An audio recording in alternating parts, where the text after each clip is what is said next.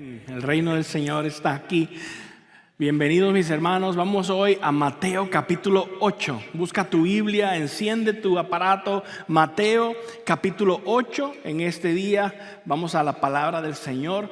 Este es el nuevo comienzo el ministerio de Jesús.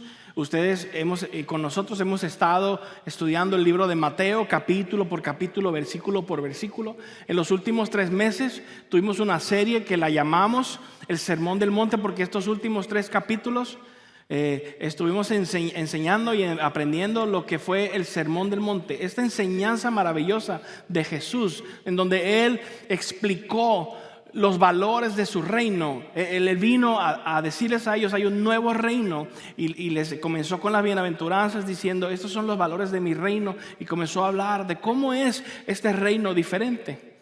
Pero ahora que Él baja de la montaña, después que termina el Sermón del Monte, Él se baja del monte, y ahora Él va a empezar a revelar su reino, a empezar a que ellos comiencen a ver su reino y que comiencen a ver el poder que hay en este reino, en este nuevo reino, que es diferente a lo que ellos conocen. Y por eso ahora vamos a ver cómo este reino al venir trae poder consigo.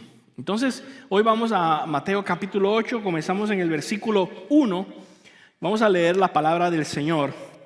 Dice así: cuando Jesús bajó de la montaña, lo siguieron grandes multitudes.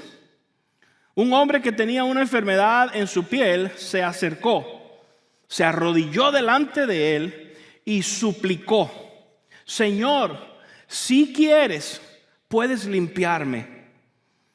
Jesús extendió la mano y lo tocó al hombre. Sí, quiero, dijo, queda limpio. Y al instante quedó sano de la enfermedad en la piel. Jesús acaba de bajar de la montaña y ya está haciendo un milagro. Acabadito de terminar el sermón, Él se baja de la montaña, la gente quiere seguirlo, y posiblemente un poquito retirado de allí había algún leproso que estuvo escuchando y pudo ver algo diferente en Jesús, pudo identificar en Él una autoridad diferente, de tal manera que se acercó a pedirle, a suplicarle que Él le sanara. Y vemos que el Señor le dice: sí quiero. ¿Verdad? Esta parte es importante, que el Señor le dijo a él: sí quiero sanarte. Y para mí esto es algo precioso, porque una de las cosas que nosotros vemos, ¿verdad? Que aparte de que el Señor Jesús está haciendo algo imposible, es que una de las cosas que hizo Jesús fue que lo tocó, ¿verdad? Y eso es un detalle que quiero que veamos ahora en este momento.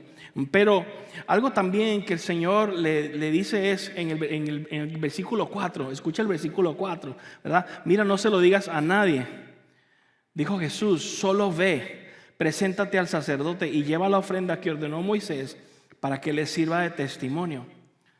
El Señor Jesús le dice, después que lo tocó y lo sanó, le dice: no se lo digas a nadie. Y esto es una cosa que a mí siempre me dio mucha curiosidad. Yo no sé, ¿usted no le da curiosidad esto? Usted no dirá: ¿pero por qué? ¿Por qué no decírselo a todo el mundo? ¿No debería todo el mundo saber que Jesús tiene poder? ¿No debería todo el mundo saber que Él estaba allí y que sanaba enfermos, que Él era el Señor? Porque el Señor le dice: oye, no le digas esto a nadie. Shh, quédate calladito, que nadie sepa. ¿Quieren saber? No parece. Ah, sí quieren. Bueno, les voy a decir por qué, pero no se los voy a decir ahora. Sí, no se los voy a decir ahora. Se los voy a decir en un momento. Porque quiero también que vean algunas cosas que son importantes de esta sanidad. Quiero que vean unas cosas. Aquí hay algo que, como les acabo de decir, el primer milagro fue cuando Él tocó a aquel hombre. El primer milagro fue tocarlo. ¿Por qué? Porque un leproso no se tocaba. Tenemos que entender la cultura de este momento en que Jesús estaba allí. Nadie, jamás, y menos un judío, jamás tocaría un leproso. O sea, esto era algo que no no se hace, no era concebible, ni siquiera se iban a imaginar nadie que Jesús fuera a tocar a este hombre que tenía lepra.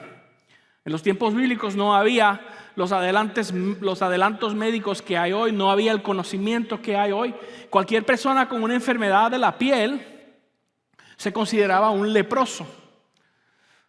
Por lo tanto, en el día de hoy sabemos que hay diferentes enfermedades de la piel. La enfermedad que se conoce como lepra, que también oficialmente le han llamado la enfermedad de Hansen, ¿verdad? Esta es lepra.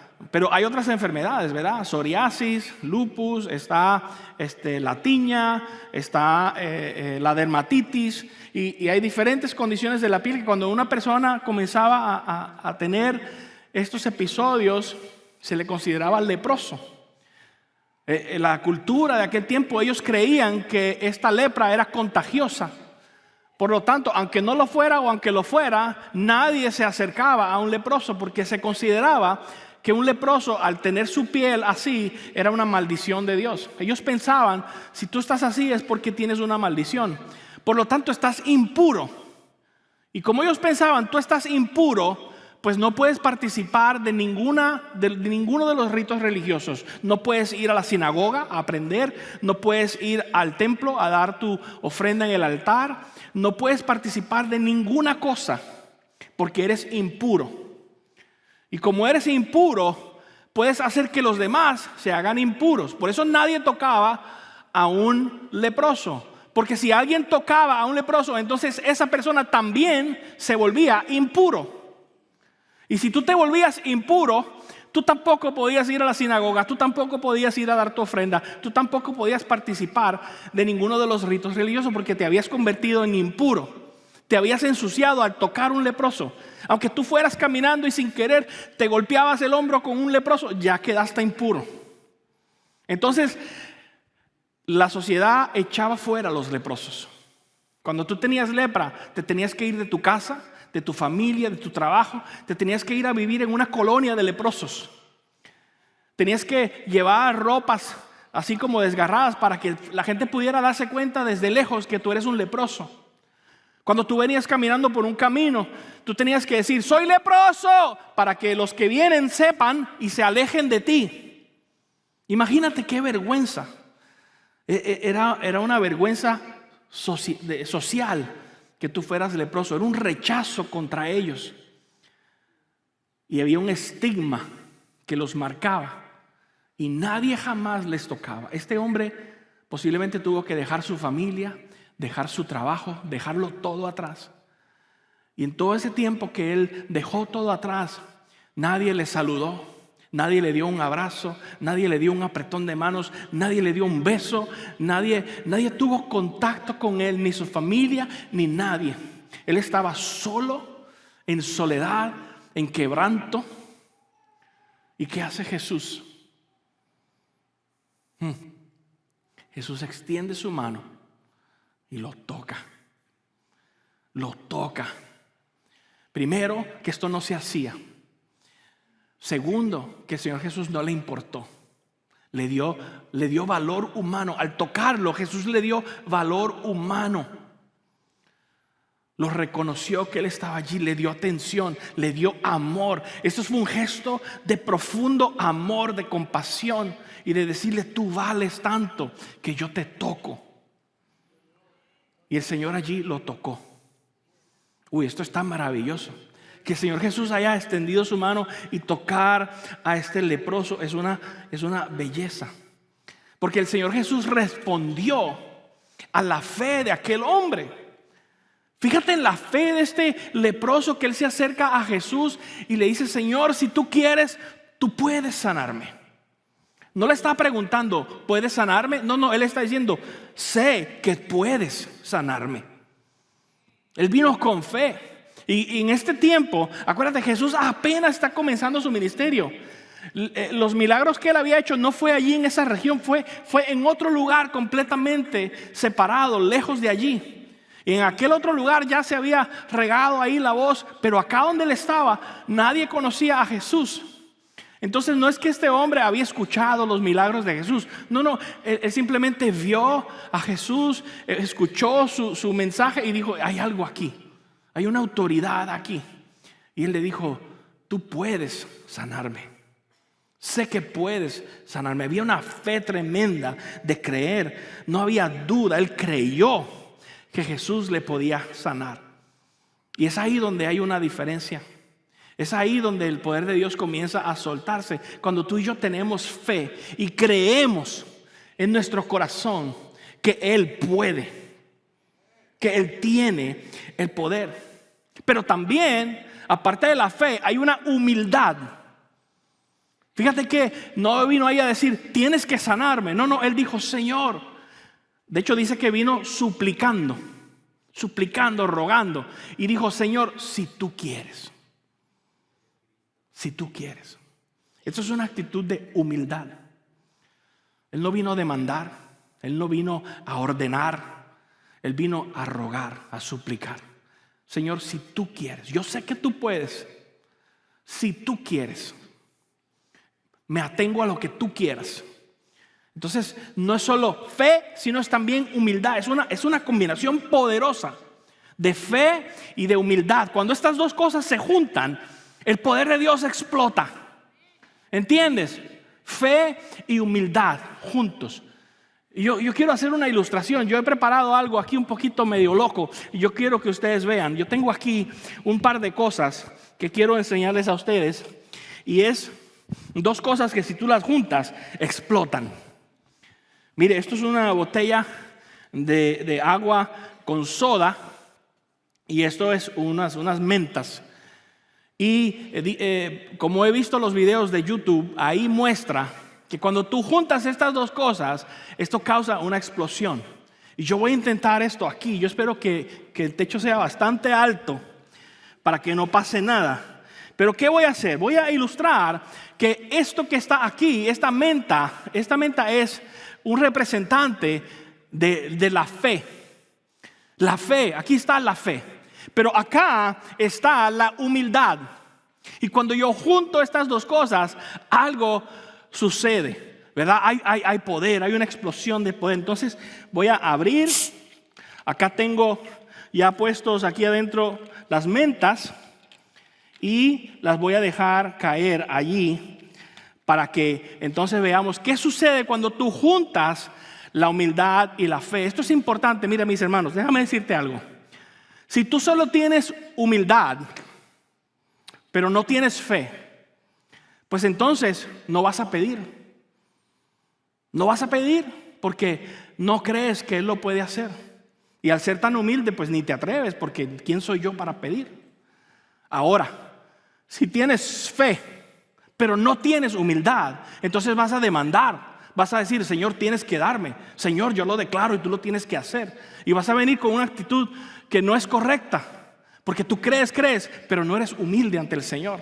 Tiene que haber las dos. Tiene que haber fe y tiene que haber humildad. Así que, ¿qué pasa cuando se junta la fe y la humildad?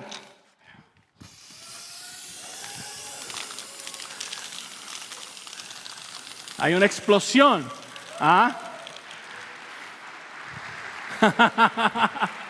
La fe y la humildad son tremendas. Por eso hay una verdad que yo quiero que tú recuerdes y te la lleves contigo hoy. Tómale una foto a la pantalla, escríbela allí. Y es esta verdad que es que la clave para experimentar el poder de Dios en tu vida, la clave para poder experimentar el poder de Dios en tu vida es una combinación perfecta de fe y de humildad. Una combinación de fe y de humildad. Esa es la clave si tú quieres experimentar el poder de Dios en tu vida hoy.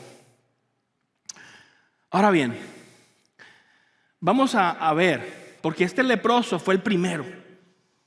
Fue el primero que llegó donde Jesús. Luego vino otra persona que también era alguien rechazado por la sociedad. Vamos a verlo en el versículo 5. Dice, al entrar Jesús en Capernaum, se acercó a él un centurión pidiendo ayuda. Señor, mi siervo está postrado en casa con parálisis y sufre terriblemente. Iré a sanarlo, respondió Jesús. wow, iré a sanarlo. Otra vez, aquí hay un ejemplo de fe y de humildad. Déjame mostrártelo, lo que acabamos de ver, ¿verdad? Un hombre que es un centurión. Un centurión es un soldado romano.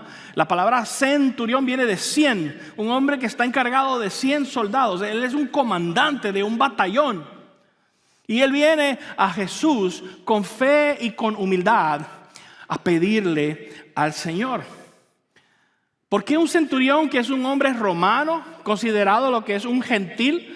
Para los judíos, cualquier persona que no fuera judío, que venía de otra cultura, de otra religión, un pagano, ellos le llamaban: tú eres un gentil.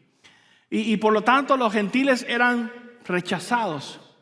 Y más los romanos, porque los romanos eran los que habían venido a conquistar a Jerusalén, habían venido a tomar la tierra y habían puesto su gobierno y su orden allí. Ellos oprimían a los judíos. Por lo tanto, este centurión era rechazado por la sociedad judía. Era considerado impuro también. Sin embargo, que dice acá que este hombre va donde Jesús a pedirle que él haga algo.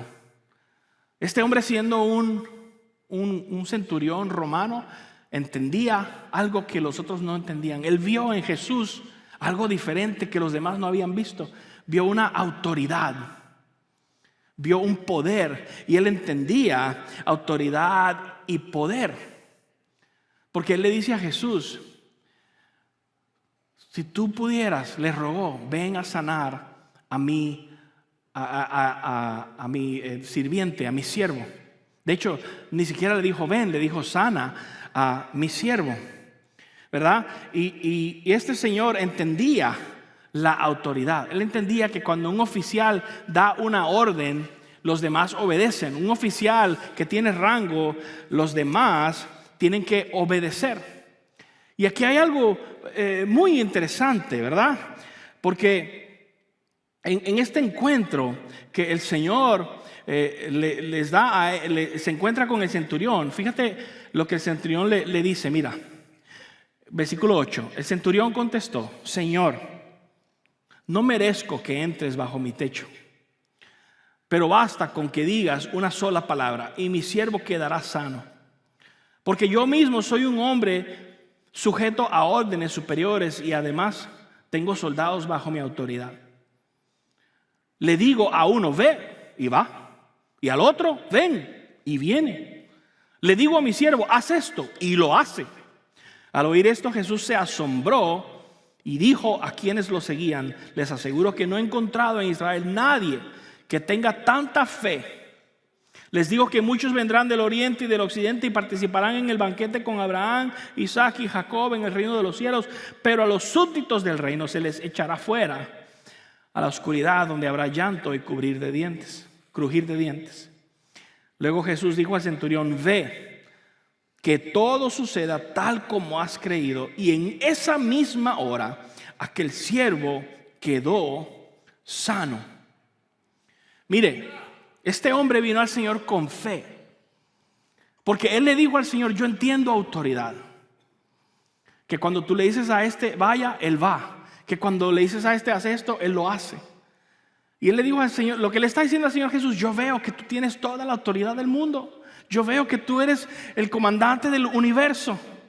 Por lo tanto, la enfermedad te tiene que obedecer. No tienes ni siquiera que ir allá. Con que tú lo digas es suficiente. Mire, en este momento jamás se había escuchado que alguien sanara desde lejos. Se esperaba que al mínimo él fuera hasta allá y allí hiciera una oración por aquella persona, algún rito, algo allí en persona. Pero el centurión le dice: tú no tienes que ir. Con que tú des la orden, tu palabra tiene el poder, la autoridad. Y este hombre creyó de tal manera que dice que Jesús se asombró de su fe. Muy pocas veces en la Biblia dice que Jesús se asombró. Y esta fue una de las pocas veces. Se asombró de la fe de este hombre. Era tal su fe que asombró al Señor. Pero no solamente fe, sino que tuvo humildad. Fíjate que él dice que él vino a pedirle al Señor. Acabamos de verlo en el versículo 5, que dice que él vino pidiendo al Señor. Pero esa palabra Esa palabra que dice pidiendo en el lenguaje original está hablando de suplicar. Vino suplicando al Señor. La traducción de la Reina Valera dice que vino rogando al Señor. Él estaba suplicando, rogando. Mire, en un soldado romano no rogaba. Un soldado romano no suplicaba. Ellos mandaban. Ellos daban órdenes, pero ellos no rogaban. Y dice que este hombre se humilló porque él rogó, suplicó al Señor. Imagínate si con humildad, que cuando el Señor le dijo, vamos, él le dijo, no, si yo ni siquiera soy digno de que tú entres en mi casa. Yo no merezco que tú entres en mi casa. Tú tan solo di la palabra y eso va a suceder. ¡Wow! ¡Qué fe tan tremenda! Que este hombre creyó que con solo Jesús decirlo, esto podía suceder. Y otra vez vimos que había fe y había humildad. Fe y humildad. ¿Y qué pasó? Que el Señor le dio su milagro. Pero hay un detalle importante aquí. Y es que el centurión no pidió para él, ni siquiera pidió para su familia. Él pidió para otro. Fíjate que la fe de él fue suficiente para que el Señor obrara en otro. La fe de él fue suficiente para que el Señor obrara en otra persona. Jesús sanó a aquel siervo por causa de la fe del centurión, no por la fe del siervo, no por la fe del que estaba enfermo, por la fe del centurión. El Señor Jesús sanó a aquel siervo. Esto me lleva a la segunda verdad que quiero que anotes y que tengas y te lleves contigo hoy. Y es la siguiente. Esta verdad dice que otros pueden experimentar los milagros de Dios como resultado de tu fe en el poder de Jesús. Otras personas pueden experimentar los milagros de Dios como resultados del poder de tu fe en el poder de Jesús. En los próximos versos vamos a poder ver esta idea otra vez, repetidamente, cómo otras personas poniendo su fe causan que el Señor Jesús impacte a otras personas. Míralo en el versículo 14 en adelante. Versículo 14 dice: cuando Jesús entró en la casa de Pedro el discípulo, vio a la suegra de en cama con fiebre. Él le tocó la mano y la fiebre se le quitó. Luego ella se levantó y comenzó a servirle. Al atardecer le llevaron muchos endemoniados con una sola palabra. Expulsó a los espíritus y sanó a todos los enfermos. Esto sucedió para que se cumpliera lo dicho por el profeta Isaías. Él cargó con nuestras enfermedades, Él soportó nuestros dolores. Aquí hay varias cosas que yo quiero señalar, y es que otra vez vemos la compasión de Jesús, otra vez vemos el amor de Jesús, como este hombre fue y la tocó. Mire, otra vez le explico, no podemos entrar en detalles largos, pero no se tocaba a un enfermo, era parte de la creencia de ellos. Tú no tocabas a una persona con fiebre porque esta persona estaba impura. Tú no tocabas a un leproso, tú no entrabas en la casa de un romano. Tú no tocabas a una persona enferma, pero Jesús las hizo todas. Jesús las hizo todas. Porque una de las cosas que nosotros podemos ver en Jesús es que Jesús no tiene miedo de ensuciarse. Jesús no tiene miedo de trabajar con lo duro y con lo difícil. Mira, yo quiero decirte algo. Quizá tú no has querido ahí acercarte al Señor porque tú piensas que el Señor quizá le da asco tu pecado, que quizá el Señor, que tu pecado es muy terrible para el Señor. Pero el Señor no tiene miedo a acercarse a ti y tocarte. Él no te tiene asco, Él no te tiene condenación, sino que Él tiene amor por ti. Está dispuesto a tocarte. Él estuvo dispuesto a tocar a aquella mujer con fiebre. En un momento cuando yo invite a las personas a venir, quizás ya tú no tienes que tener más miedo de venir al Señor. Buenas noticias, ya no tienes que tener miedo de acercarte, porque el Señor no le asusta todo lo que tú traes. El Señor no le asusta todos tus errores. El Señor no le asusta todos tus pasados. Tú puedes venir a Él tal como estás. Él está dispuesto a tocarte. ¡Qué belleza! Otra vez hay un detalle ahí, ¿verdad? Que vimos, y es que estas personas están ejerciendo su fe por otros. En el Mateo no nos dice este detalle cuando Jesús va a la casa de la suegra de Pedro, ¿verdad? Dicen que Pedro fue el discípulo que más afectado porque Jesús le sanó su suegra. Pero no es cierto, fue una bendición. Ahora bien, ¿por qué fue Jesús a la casa de Pedro? Lucas nos dice por qué Jesús fue a la casa de Pedro. Mateo no nos contó, pero Lucas sí nos dice. Uno de los detalles que no vemos allí está en Lucas 4. Tú lo puedes buscar después. Y es que en Lucas 4 dice que Pedro, Andrés, Juan y Santiago, esos 4 discípulos, ellos llevaron a Jesús. Ven, por favor, ven a la casa que ella está enferma. Entonces fue la fe de ellos que llevó a Jesús hasta aquel lugar. Otra vez ellos pusieron su fe en beneficio de otra persona. Y luego dice que al atardecer le llevaban a muchos endemoniados y él con una palabra los expulsó, los demonios, los limpió. Que otros le llevaban. Miren, los endemoniados no dicen, quiero ir con Jesús. No. Ellos no van a ir por su cuenta. Otras personas, quizás la familia, alguien que los amaba, los llevaron donde Jesús. Ellos tenían fe que Jesús podía hacer algo. Por lo tanto, ellos llevaron a esa persona donde Jesús. Otra vez, estamos viendo que allí hay una fe en Jesús. Otra vez vemos que tu fe puede impactar la persona de otra. Quizá en tu vida hay alguien que necesita que Jesús le toque.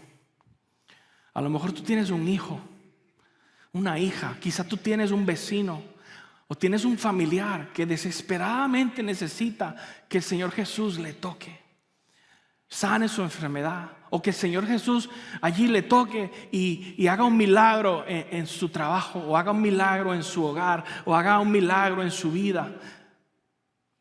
No importa lo que sea, tú puedes ejercer tu fe y decirle, Señor, puedes sanar a mi amigo.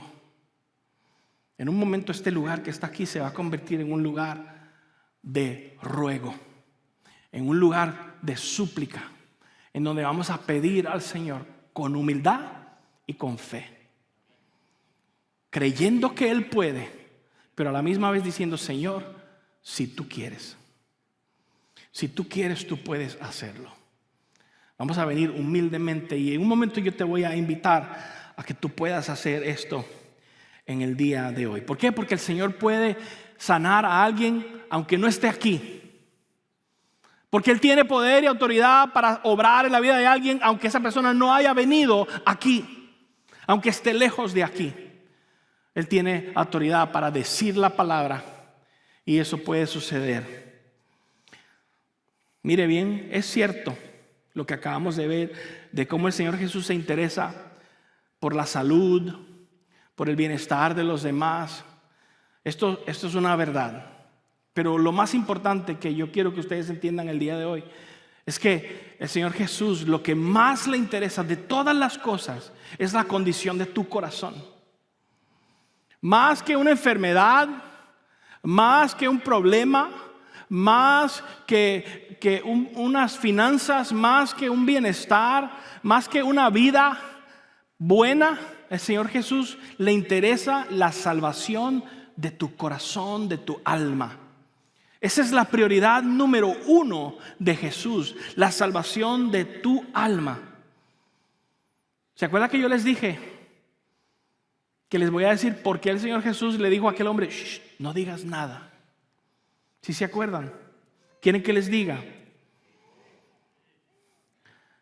Le dijo a él, no digas nada, porque el Señor Jesús sabía que si la voz se riega rápidamente, la gente iba a mal entender a qué vino.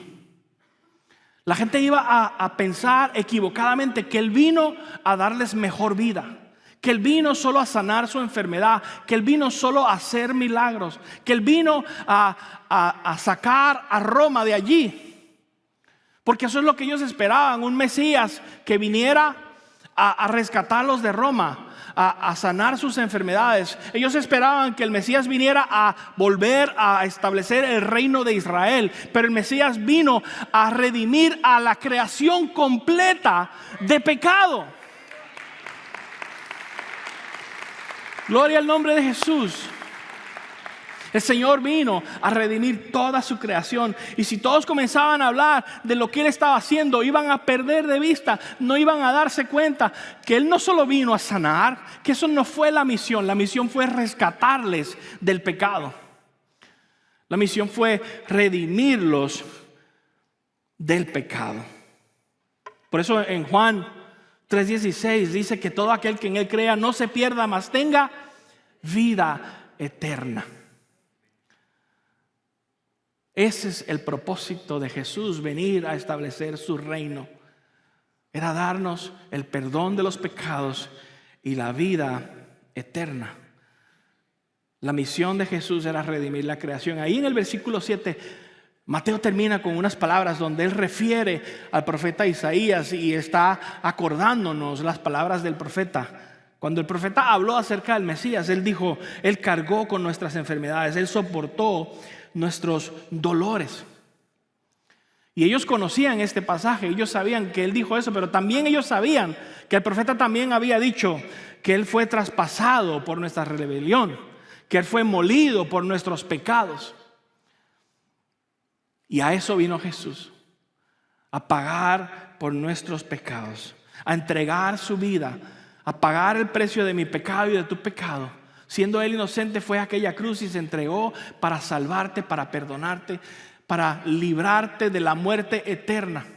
Mira, si tú vienes humildemente al Señor y el Señor te dice que no te voy a sanar, no te voy a dar el carro que quieres, no te voy a dar la casa que quieres, no te voy a dar los papeles que tú quieres, pero el Señor te salva por la eternidad. El Señor es bueno.